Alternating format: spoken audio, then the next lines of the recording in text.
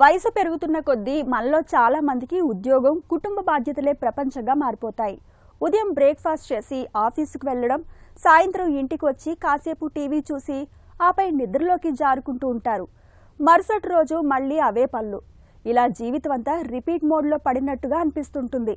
అయితే ఇలాంటప్పుడు చిన్న చిన్న జాగ్రత్తలు తీసుకోవడం ద్వారా నిరాసక్త జీవితాన్ని తిరిగి ఆనందంగా మార్చుకోవచ్చునని చెబుతారు నిపుణులు.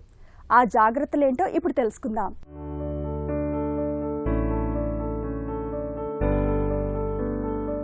నిత్య జీవితంలో కొత్తగా చేసే పనులు మనిషికి నూతన ఉత్సాహాన్ని, ఉత్తేజాన్ని కలిగిస్తాయి.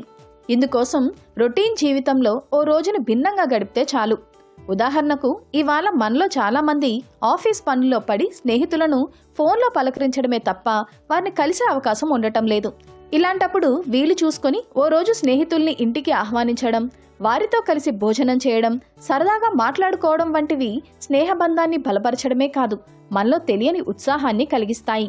అలాగే ఆఫీసు, ఇల్లు అన్నీ పక్కన పెట్టేసి ఒక రోజంతా ప్రకృతిలో గడిపేందుకు ప్రయత్నించడము మంచిదే. పార్కులు, బీచ్ల్లో సేద తీరడం, వీలైతే కొండలు, అడవులు, సరస్సులు ఉండే దూర ప్రాంతాలకు వెళ్తూ ప్రయాణాన్ని ఆస్వాదించడం, వెళ్లిన చోట ప్రకృతిలో మమేకం కావడం వంటివి సరికొత్త అనుభూతుల్ని అందిస్తాయి. నిరాసక్త జీవితంలో తిరిగి ఉత్సాహాన్ని తీసుకొస్తాయి.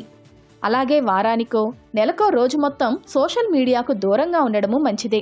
సోషల్ మీడియాకు బదులుగా పుస్తకం చదవచ్చు, ఇంటిని చక్కగా సర్దిపెట్టచ్చు, వాహనం శుభ్రం చేసుకోవచ్చు, లేదంటే ఏ ఆలయానికో, స్వచ్ఛంద సంస్థకో వెళ్లి రోజంతా వాలంటీర్గా పనిచేయొచ్చు. ఇవన్నీ రోజువారీ జీవితంలో కొత్త కోణాన్ని ఆవిష్కరిస్తాయి. రొటీన్ జీవితంతో అలసిపోయిన శరీరానికి, మనసుకు విశ్రాంతి అవసరం. అందుకే ఇంట్లోనే ఉండి ఏ పని చేయకుండా ఒక రోజంతా విశ్రాంతి తీసుకోవడం, గంటల తరబడి నిద్రించటం, టీ, కాఫీని ఆస్వాదిస్తూ తాగడం, ఇంట్లో చిన్నపిల్లలు, పెంపుడు జంతువులతో ఆడుకోవడం, ఇలాంటి చిన్న చిన్న పనుల వల్ల మన ఒంట్లో శక్తి పునరుత్తేజితం అవుతుంది.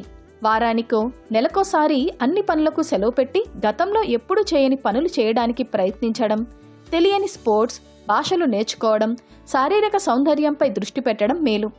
జీవితం బోర్ కొట్టినట్టుగా అనిపిస్తున్నప్పుడు షాపింగ్ చేయడము మంచిదే. అది మనలో ఉత్తేజాన్ని, ఆనందాన్ని కలిగిస్తుంది. షాపింగ్ అంటే నచ్చిన ప్రతి వస్తువు కొనాలని లేదు. షాపింగ్ మాల్లో నడుస్తూ విండో షాపింగ్ చేయొచ్చు.